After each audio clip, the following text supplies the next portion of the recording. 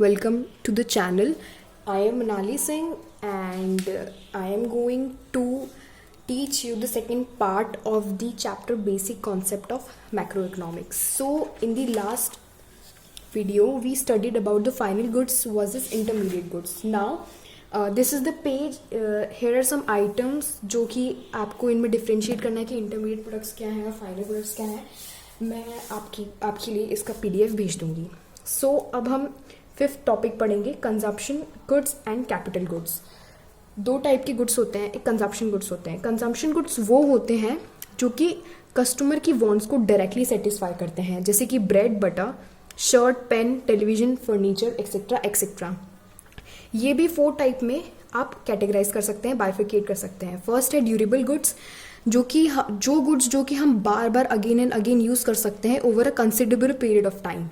So like television हम एक बार खरीदते हैं तो एटलीस्ट 4 to 5 years हम उसे यूज़ करते हैं. Same as refrigerator.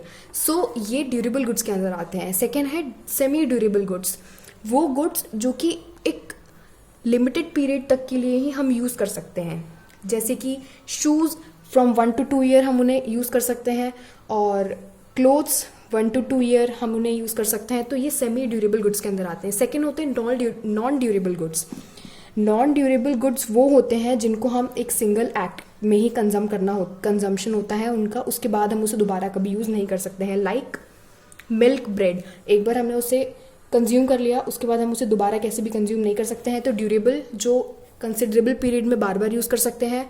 Semi durable जो कि लिमिटेड टाइम यूज़ कर सकते हैं. नॉन ड्यूरेबल जिसको हम सिंगल एक्ट में ही कंज्यूम करते हैं. सर्विसेज होती हैं नॉन मटेरियल गुड्स, जिसका मटेरियलिस्टिक कैरेक्टर नहीं होता है, वो डायरेक्टली ह्यूमन वांट सेटिस्फाई करते हैं. वो इंटेंजिबल होते हैं, they can't be touched, they can't be felt. So ये क्या नाम है, एग्जाम्पल इनकी है सर्विसेज ऑफ टीचर. हम सिर्फ सर्विसेज ले सकते हैं टीचर की, जैसे हम पढ़ा रहे हैं, आप पढ़ रहे हैं, ये सर्विसेज हैं, लेकिन आप इसको किसी भी तरीके से फील नहीं कर सकते, टच नहीं कर सकते. सो ये सर्विसेज नॉन मटेरियल होती हैं और ये टाइप ऑफ कंजम्पशन गुड्स में आती हैं. Second is capital goods.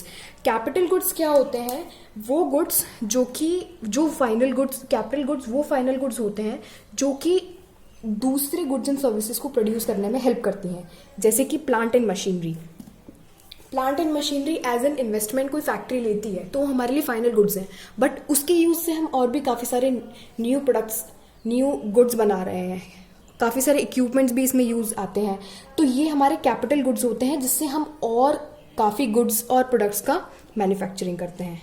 Okay, so यहाँ पे some points about capital goods. Capital goods जो होते हैं वो फ्यूचर में प्रोडक्टिव पर्पसेस के लिए यूज़ होते हैं, और उनकी लाइफ टाइम जो होती है, एक्सपेक्टेड लाइफ टाइम, वो सेवरल ईयर्स की होती है.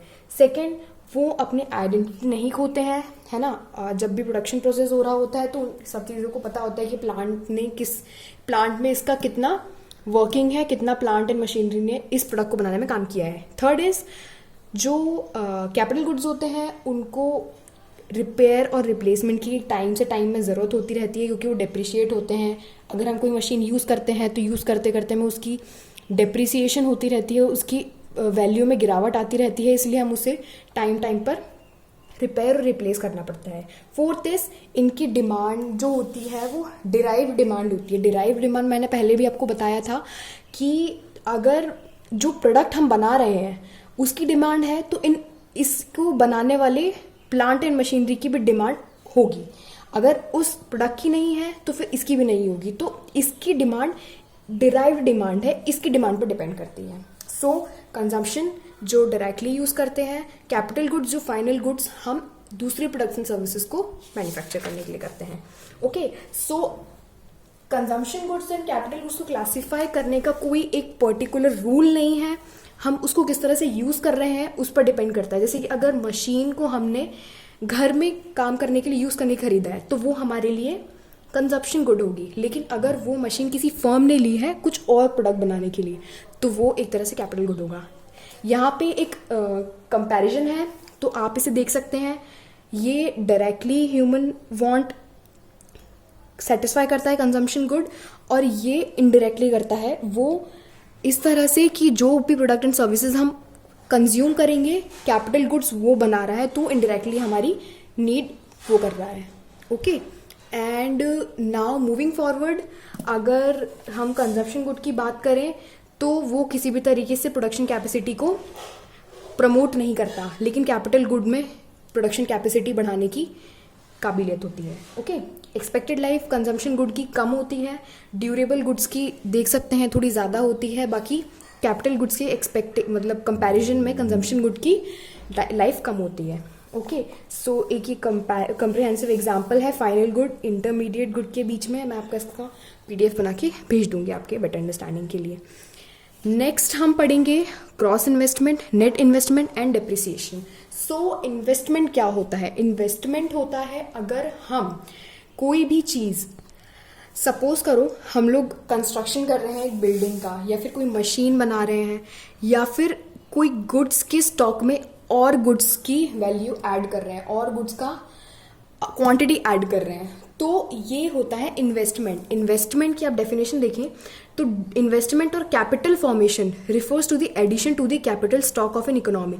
जो हमारी इकोनॉमी है ना, इकोनॉमी के स्टॉक में अगर कोई एडिशन हो रहा है तो उसको हम बोलते हैं इन्वेस्टमेंट। ओके, अब अगर हम इन्वेस्टमेंट को बाइफरकेट करके दो फॉर्म में देख सकते हैं, तो एक होता है ग्रॉस इन्वेस्टमेंट, एक होता है नेट इन्वेस्टमेंट। ग्रॉस इन्वेस्टमेंट क्या होता है कि the total addition made to the capital stock of economy in a given period of time. जो भी टोटल एडिशन हो रहा है कैपिटल स्टॉक की इकोनॉमी में, कोई भी एडिशन हो रहा है उस एक गिवन पीरियड में, उसको हम ग्रॉस इन्वेस्टमेंट बोलेंगे। ओके, तो capital stock consist of, capital stock क्या क्या, जो हम कैपिटल स्टॉक की अब बात कर रहे हैं इकोनॉमी की, कैपिटल स्टॉक में एडिशन, कैपिटल स्टॉक में एडिशन। कैपिटल स्टॉक एग्जैक्टली है क्या? Capital stock fixed assets, unsold stock, इसको इंक्लूड करता है। कोई भी फिक्स्ड असेट है कि टेंजिबल, इंटेंजिबल या फिर अनसोल्ड स्टॉक है, तो वो हमारा कैपिटल स्टॉक में बोलते हैं, उसको हम capital stock. Okay, so gross investment क्या होता है? ग्रॉस इन्वेस्टमेंट में क्या होता है, जितना भी एक्सपेंडिचर कर रहे हैं हम purchase of fix assets and unsold stock, उसको हम बोलेंगे gross investment. Gross investment is the addition, expenditure on purchase of fix assets. Okay, और अगर हम नेट इन्वेस्टमेंट की बात करें तो जो एक्चुअल एडिशन हो रहा है कैपिटल स्टॉक में, फिक्स असेट्स में, अनसोल्ड स्टॉक में, इकोनॉमी के in a given period of time, उसको नेट इन्वेस्टमेंट बोलेंगे। अब ग्रॉस इन्वेस्टमेंट और नेट इन्वेस्टमेंट में बेसिकली डिफरेंस क्या है, तो ये हम इससे देखेंगे। नेट इन्वेस्टमेंट क्या होता है, is equals to gross investment minus depreciation. Depreciation, अगर हम कोई बाइक लेते हैं तो आपको सबको पता है कि वो बाइक की जो वैल्यू जो इस टाइम है वो 5 साल बाद वो नहीं होगी, यानी कि कम हो जाएगी। वो जो वैल्यू उसकी गिर गई है उसको हम डेप्रिसिएशन बोलते हैं। So depreciation refers to the fall in the value of fixed asset due to normal wear and tear, passage of time और expected obsolescence. Okay, तो depreciation क्या होता है, किसी भी fixed asset, हम सिर्फ fixed asset की बात कर रहे हैं, fixed asset में tangible और intangible assets होते हैं, हम tangible assets की बात कर रहे हैं। अगर fall हो रहा है value में intangible asset क्या हो गई, किसी कंपनी की goodwill, किसी कंपनी का trademark, अगर उसमें fall होता है तो उसको हम डेप्रिसिएशन नहीं बोलेंगे, उसके लिए हम एक अदर टर्म का यूज करते हैं, अमोर्टाइजेशन। तो इंटेंजिबल के लिए हम अमोर्टाइजेशन बोलेंगे, डेप्रिसिएशन सिर्फ और सिर्फ फिक्स असेट्स के टेंजिबल पार्ट के लिए हम यूज करते हैं। ओके, तो अगर किसी भी तरीके से उसकी वैल्यू में फॉल हो रहा है because normal wear and tear, मतलब नॉर्मल यूजेज, नॉर्मल हम उसे काम में ले रहे हैं, जैसे बाइक चला रहे हैं तो बाइक मार्केट जाना, ये काम करना, तो ये नॉर्मल वियर एंड टीयर है, तो इसकी वजह से, या फिर passage of time, obviously bike को 5 साल हो गए हैं, पैसेज ऑफ टाइम निकल गया है, तो इसकी वजह से, या फिर एक्सपेक्टेड ऑब्सोलेंस, मतलब कि 5 साल बाद में कोई और नई बाइक आ गई, तो अब उस बाइक की, पुरानी बाइक की उतनी वैल्यू नहीं रहेगी जो कि एक्सपेक्टेड है। सिर्फ और सिर्फ हम एक्सपेक्टेड ऑब्सोलेंस की बात कर रहे हैं, अनएक्सपेक्टेड नहीं। तो एक्सपेक्टेड ऑब्सोलेंस से अगर वैल्यू कम होती है तो उसको हम डेप्रिसिएशन बोलते हैं। अगर डेप्रिसिएशन, इसीलिए हम डेप्रिसिएशन इकोनॉमिक्स में एक बहुत ही इंपॉर्टेंट, बहुत ही सिग्निफिकेंट वर्ड है, क्योंकि डेप्रिसिएशन हमें काफ़ी चीज़ का मतलब मेजर करने के लिए हेल्प करता है। जैसे कि किसी भी चीज़ की अगर हमें नेट वैल्यू निकालनी है तो उसकी ग्रॉस वैल्यू से हमें डेप्रिसिएशन माइनस करनी पड़ती है, या फिर उसकी नेट वैल्यू में डेप्रिसिएशन प्लस कर दो और उसकी ग्रॉस यानी कि टोटल टोटल एडिशन मिलता है, लेकिन एक्चुअल हमें कब पता चलता है, जब उसकी वैल्यू, अगर सपोज करो कि बाइक की वैल्यू आज 55,000 थी और 55,000 आगे जाके वो 40,000 हो गई, तो 55,000 और 40,000 में 15,000 का जो डिफरेंस है वो डेप्रिसिएशन है। तो डेप्रिसिएशन, और 55,000 हमारी क्या है, ग्रॉस वैल्यू, और अब नेट वैल्यू क्या होगी, 40,000। सो डेप्रिसिएशन बहुत ही ज्यादा इंपॉर्टेंट वर्ड है। ओके, ये एक, इसे थोड़ा फोकस करके देखिए। ये जो है डेप्रिसिएशन के 2-3 वर्ड और होते हैं, जैसे कि replacement cost of fixed capital, capital consumption allowance and current replacement cost. ये कभी कभी एग्जाम में एक मार्क के क्वेश्चन में आ सकता है, तो प्लीज इसे ध्यान से सुन लीजिएगा। नेक्स्ट इज डेप्रिसिएशन क्यों 3 रीजन की वजह से होता है, वो मैंने आपको ऑलरेडी बता दिया है। Normal wear and tear, continuous use of fix assets, इसकी वजह से होता है। पैसेज ऑफ टाइम, हमारी वैल्यू, फिक्स एसेट की वैल्यू जब भी इंक्रीज हो जाती है जब पैसेज ऑफ टाइम निकल चुका होता है। ओके, क्योंकि नॉर्मल पैसेज ऑफ टाइम में बारिश होती है, हवा होती है, वेदर कंडीशंस होते हैं, काफ़ी सारे रिएक्शंस होते हैं, तो इसकी वजह से पैसेज ऑफ टाइम में वैल्यू घट जाती है टेंजिबल एसेट्स की। नेक्स्ट इज एक्सपेक्टेड ऑब्सोलेंस, किसी भी तरीके से चेंज इन टेक्नोलॉजी है, चेंज इन मतलब इनोवेशंस होती रहती हैं, तो इस वजह से भी अगर वैल्यू की फॉल हो रही है तो उसको भी हम बोलेंगे डेप्रिसिएशन। ये एक वो है कंपैरिजन, तो मैं इसको आपको पीडीएफ फॉर्म में भेज दूंगी to make it more clear. वैसे मैं समझा देती हूँ।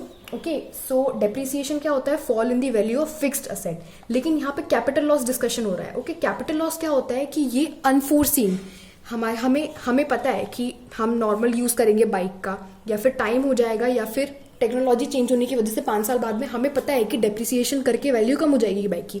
लेकिन अगर किसी भी तरीके से किसी भी फिक्स असेट की वैल्यू कम हो रही है, लेकिन हमें उसकी रीजन हमें पहले से नहीं पता थे, तो वो हमारा कैपिटल लॉस होगा।